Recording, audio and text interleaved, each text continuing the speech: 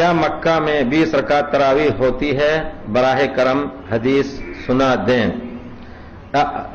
حدیث جو ہے مکے کی حدیث یہ ہے کہ مکے میں 20 رکعت نماز صرف حرم پاک میں ہوتی ہے، صرف مکے کی دوسری مسجدوں میں، ہماری خود مسجد ہے، ہمارے بچے الحمدللہ سب حافظ ہیں، 4 بچے وہی تراویح پڑھاتے ہیں، دوسری مسجدوں میں 8 3 11 رکعت ہوتی ہے بس۔ دوسری تمام مسجدوں میں، ریاض کی تمام مسجدوں میں 8 3 11 ہوتی ہے۔ کوئی اگر 20 پڑھا دے تو پڑھا دے، لیکن خال سننے میں نہیں آتا ہے۔ تو مکے میں صرف کیوں رکھا گیا؟ آپ کو معلوم ہے ایک ذات جس کا نام شاہ عبدالعزیز تھا، اس نے سنت کو برپا کرنے کا تہیہ کر لیا تھا۔ انہوں نے علماء سے مشورہ لیا۔ دیکھیے وہ لوگ حنبلی علماء جو اس وقت تھے، وہ یقیناً ہم نے جو تجربہ کیا کہ مالکی ہوں، شافعی ہوں اور ہمارے حنفی ہوں یا حنبلی ہوں، ان میں سے حنبلیوں کی ہاں تعصب سب سے کم ہے۔ یعنی کہیں حدیث ملا، ہم خود جب ثانوی میں وہاں پڑھتے تھے، ان کی کتاب میں ہے کہ نیرین یعنی سورج اور چاند کی طرف چہرہ کر کے یا پیٹھ کر کے پیشاب پیخانہ جائز نہیں ہے۔ استاد حنبلی بہت مشہور، انہوں نے کہا کہ یہ مسئلہ حدیث کے خلاف ہے، حدیث میں کہیں نہیں آیا ہے، صرف قبلے کی طرف پیٹھ یا چہرہ کر کے پیشاب پیخانہ کرنا جائز نہیں ہے، رد کر دیا انہوں نے، حالانکہ وہ ان کے کتاب، ان کے مذہب کی کتاب ہے۔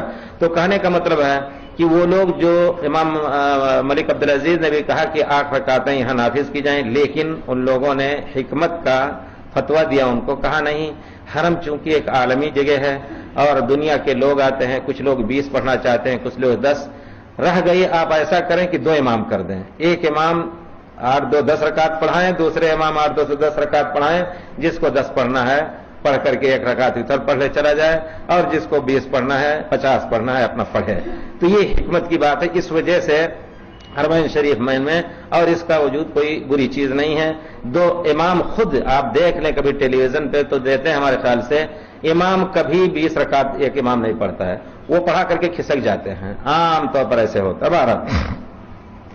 لیکن سنت کا طریقہ ہم جس پر یقین رکھتے ہیں کہ یہ ہے کہ تراویح 8 3 11 پیارے رسول نے کبھی اس سے زیادہ نہیں پڑھی ہے، اور حضرت عمر رضی اللہ تعالیٰ عنہ کی طرف منسوب کردہ 20 رکعت یہ صحیح نہیں ہے۔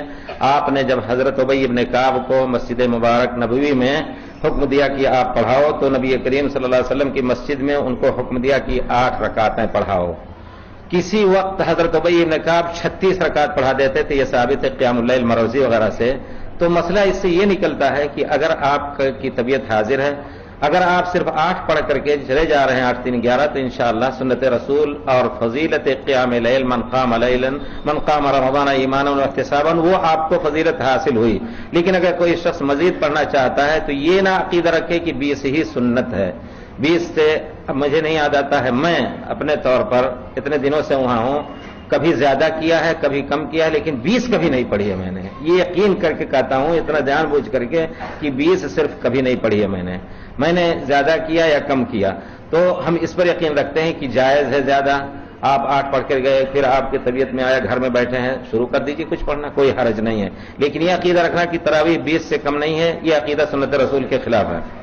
صحیح بخاری کتاب التہجد کتاب نمبر 19 باب نمبر 16 باب قیام النبی باللیل فی رمضان وغیرہ، حدیث نمبر 1147۔ ابو سلمہ بن عبد الرحمن مائی عائشہ رضی اللہ تعالی عنہا کے پاس آئے اور کہا، کیف کانت صلاۃ رسول اللہ صلی اللہ علیہ وسلم فی رمضان، کہ رسول اللہ صلی اللہ علیہ وسلم رمضان میں کیسی نماز پڑھتے تھے، کتنی رکعت آپ کی نماز ہوتی تھی؟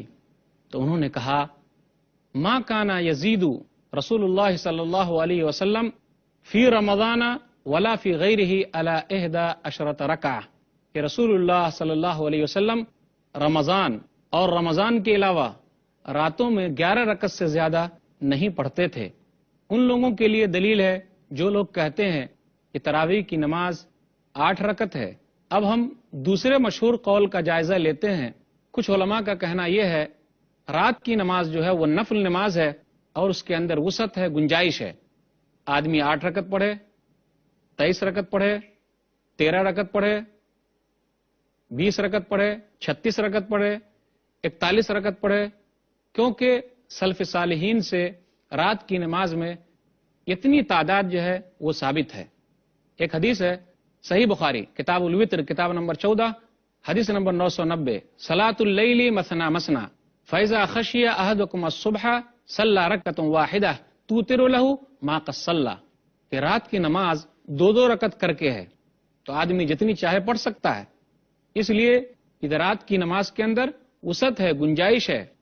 سلف صالحین سے بہت ساری تعداد میں رات کی نماز ثابت ہے، تو پتہ یہ چلا کہ رات کی نماز کے اندر وسعت ہے، گنجائش ہے، آدمی جتنی چاہے پڑھ سکتا ہے۔ نبی صلی اللہ علیہ وسلم نے رمضان میں 3 دن جماعت کے ساتھ تراویح کی نماز پڑھائی ہے۔ ماں عائشہ رضی اللہ تعالیٰ عنہ کہتی ہیں، صحیح بخاری کتاب صلاۃ التراویح کتاب نمبر 31 حدیث نمبر 2012 کہ نبی صلی اللہ علیہ وسلم ایک رات نکلے تو آپ مسجد میں نماز پڑھنے کے لیے گئے تو لوگ بھی آپ کے ساتھ نماز پڑھنے کے لیے گئے۔ اس کے بعد لوگوں نے آپس میں چرچا کیا تو دوسری رات اور زیادہ لوگ آ گئے، تیسری رات اور زیادہ لوگ آ گئے، اور چوتھی رات کا کیا کہنا کہ چوتھی رات میں مسجد جو ہے وہ تنگ ہو گئی، بہت زیادہ لوگ آ گئے۔ تو نبی صلی اللہ علیہ وسلم اس رات تراویح پڑھانے کے لیے گھر سے باہر نہیں نکلے۔ صبح کی نماز کے لیے جب آپ نکلے تو آپ نے کہا کہ میں جانتا ہوں کہ تم لوگوں کا جو جذبہ ہے وہ کافی اچھا ہے، وَلَكِنِّي خَشِيتُ أَن تُفْرَضَ عَلَيْكُمْ فَتَعْجِزُوا عَنْهَا، لیکن میں ڈرتا ہوں کہ اگر یہ شوق اور جذبہ تمہارا رہا تو کہیں ایسا نہ ہو کہ اللہ تعالیٰ اس کو تمہارے اوپر فرض کر دے اور تم اس کو پورا نہ کر سکو۔ سنن ابی داؤد کتاب شہر رمضان کتاب نمبر 6 باب نمبر 1 حدیث نمبر 1375۔ ابو ذر رضی اللہ تعالیٰ عنہ کہتے ہیں کہ جب رمضان ختم ہونے میں 7 دن باقی رہ گئے تو نبی صلی اللہ علیہ وسلم نے ہم لوگوں کو قیام کے لیے ابھارا، اور آپ صلی اللہ علیہ وسلم رمضان میں قیام کیا، یعنی تراویح کی نماز پڑھنے کے لیے آئے۔ وہ بیان کرتے ہیں کہ آپ صلی اللہ علیہ وسلم نے 23ویں رات تراویح کی نماز پڑھائی، پھر اسی طرح 24ویں رات آپ نے نہیں پڑھائی، 25ویں رات آپ صلی اللہ علیہ وسلم نے نماز پڑھائی۔ تو ہم لوگوں نے کہا کہ اللہ کے رسول صلی اللہ علیہ وسلم اور زیادہ نفل نماز پڑھائیے تاکہ ہمیں اور زیادہ ثواب ملے۔ تو رسول اللہ صلی اللہ علیہ وسلم نے کہا ان الرجل اذا صلى مع الامام حتى ينصرف حسب له قيام الليلہ، کہ اگر کوئی آدمی امام کے ساتھ قیام کرتا ہے، یعنی رات کی نماز پڑھتا ہے یہاں تک کہ امام چلا جائے تو اسے رات بھر کا ثواب ملتا ہے۔ پھر اسی طرح نبی صلی اللہ علیہ وسلم نے 26ویں رات کو لوگوں کو جماعت کے ساتھ نماز نہیں پڑھائی۔ جب 27ویں رات آئی تو راوی کہتے ہیں کہ جب اس طریقے سے چند دن باقی رہ گئے، یعنی 27ویں رات تھی، اس 27ویں رات کو نبی صلی اللہ علیہ وسلم نے کیا کیا، جمع اہلہ ونساءہ والناس، کہ رسول اللہ صلی اللہ علیہ وسلم نے اپنے گھر والوں کو، اپنی عورتوں کو اور لوگوں کو جمع کیا، فقام بنا، اور ہم لوگوں کو رسول اللہ صلی اللہ علیہ وسلم نے نماز پڑھائی، حتی خشینا ان یفوتنا الفلاح، یہاں تک کہ ہمیں ڈر لگ گیا کہیں ایسا نہ ہو کہ سحری چھوٹ جائے۔ پہلی رات جو آپ نے تراویح کی نماز پڑھائی تھی تو 1 ثلث گزرنے کے بعد آپ نے پڑھائی تھی۔ دوسری رات یعنی جو 25ویں رات آپ نے پڑھائی ہے تو آدھی رات گزرنے کے بعد آپ نے تراویح کی نماز پڑھائی ہے۔ پہلی رات یعنی 23ویں رات کو آپ نے 1 ثلث رات گزرنے کے بعد تراویح کی نماز پڑھائی، اور 25ویں تاریخ کو آپ نے آدھی رات گزرنے کے بعد تراویح کی نماز پڑھائی۔ تو نبی صلی اللہ علیہ وسلم سے 3 دن جماعت کے ساتھ تراویح کی نماز پڑھنا ثابت ہے۔ اگر ہم اس حدیث پر غور کرتے ہیں تو ہمیں پتہ چلتا ہے کہ نبی صلی اللہ علیہ وسلم نے جماعت کے ساتھ تراویح کی نماز پڑھائی ہے۔ اس سے یہ بھی پتہ چلتا ہے کہ تراویح آدمی کو مختلف اوقات میں پڑھنی چاہیے، کبھی شروع رات میں پڑھنی چاہیے، تو کبھی بیچ رات میں پڑھنی چاہیے، تو کبھی اخیر رات میں پڑھنی چاہیے، کیونکہ اس کے لیے گنجائش ہے۔ اس سے یہ بھی پتہ چلا اس حدیث سے کہ نبی صلی اللہ علیہ وسلم نے 27ویں رات کو تمام لوگوں کو جمع کیا، اپنی عورتوں کو جمع کیا، اپنے گھر والوں کو جمع کیا۔ پتہ چلا کہ عورتوں کے لیے بھی تراویح کی نماز ہے، وہ پڑھیں تو انہیں بھی ثواب ملے گا، کیونکہ نبی صلی اللہ علیہ وسلم نے اپنی عورتوں کو اور اپنے گھر والوں کو جمع کیا، اس کے بعد آپ نے 27ویں تاریخ کو تراویح کی نماز پڑھائی۔